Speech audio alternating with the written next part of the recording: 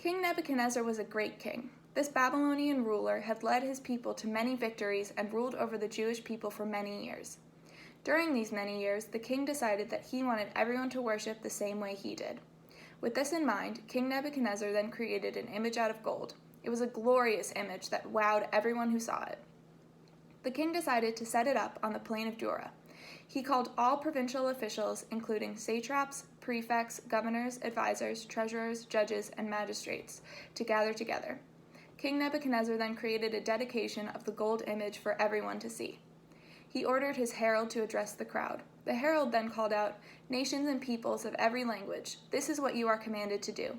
As soon as you hear the sound of the horn, flute, zither, lyre, harp, pipe, and all kinds of music, you must fall down and worship the image of the gold that King Nebuchadnezzar has set up. Whoever does not fall down and worship will immediately be thrown into a blazing furnace." Not daring to disobey the king, at the first sound of music, all heads fell to the ground, and all worshipped their hearts out. All except 3. Some of the astrologers living in Babylon came forward and said to the king, "May the king live forever. Your Majesty has issued a decree that everyone who hears the sound of the horn, flute, zither, lyre, harp, pipe, and all kinds of music must fall down and worship the image of gold, and that whoever does not fall down and worship will be thrown into a blazing furnace." They paused, remembering the dedication that had previously taken place, and then continued saying, "But there are some Jews whom you have set over the affairs of the province of Babylon, Shadrach, Meshach, and Abednego, who pay no attention to you, your Majesty. They neither serve your gods nor worship the image of gold you have set up." King Nebuchadnezzar's eyes widened with fury. His fists clenched and rage flared from his nostrils. How could anyone disobey him in such a way? The king brought Shadrach, Meshach, and Abednego before him immediately. "Is it true, Shadrach, Meshach, and Abednego, that you do not serve my God or worship the image of gold I have set up? Now when you hear the sound of the horn, flute, zither, lyre, harp, pipe, and all kinds of music, if you are ready to fall down and worship the image I made, very good. But if you do not worship it, you will be thrown immediately into a blazing furnace. Then what God will be able to rescue you from my hand?" The king spit at them, his anger evident through his words. The words of King Nebuchadnezzar did not faze the 3 Hebrew men. As calmly as ever, they answered, "King Nebuchadnezzar, we do not need to defend ourselves before you in this matter. If we are thrown into the blazing furnace, the God we serve is able to deliver us from it, and he will deliver us from your Majesty's hand. But even if he does not, we want you to know, your Majesty, that we will not serve your gods or worship the image of gold you have set up." The peaceful but firm words of the 3 men infuriated the king further. No man should be this calm in his presence, especially when he is deliberately disobeying Nebuchadnezzar's orders. The king's rage grew. Blinded by anger, he ordered the 3 men to be thrown into the furnace as promised. He then made it 7 times hotter than usual so the men would truly feel his anger as they burned.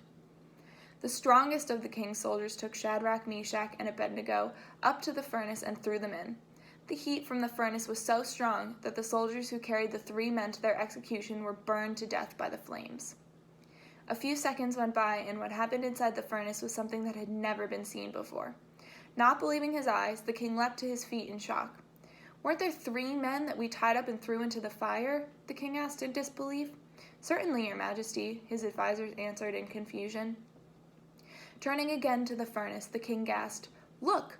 I see 4 men walking around in the fire, unbound and unharmed, and the 4th looks like a son of the gods." King Nebuchadnezzar could not believe his eyes. The blazing hot furnace that had killed his strongest soldiers only moments before seemed to have no effect on the men standing in it. Even more confusing was the 4th man that seemed to have appeared out of nowhere, looking like the son of a god. Nebuchadnezzar shouted out in disbelief, "Shadrach, Meshach, and Abednego, servants of the Most High God, come out, come here." The 3 men walked out and stood before the king. Everyone stared at them in shock.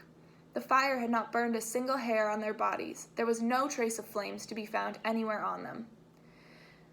There was no explanation for the miracle that had happened before the eyes of the king and all of his advisors. In those few seconds, King Nebuchadnezzar's beliefs were completely changed.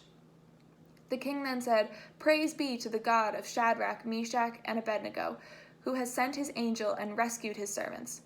They trusted in him and defied the king's command and were willing to give up their lives rather than serve or worship any god except their own God.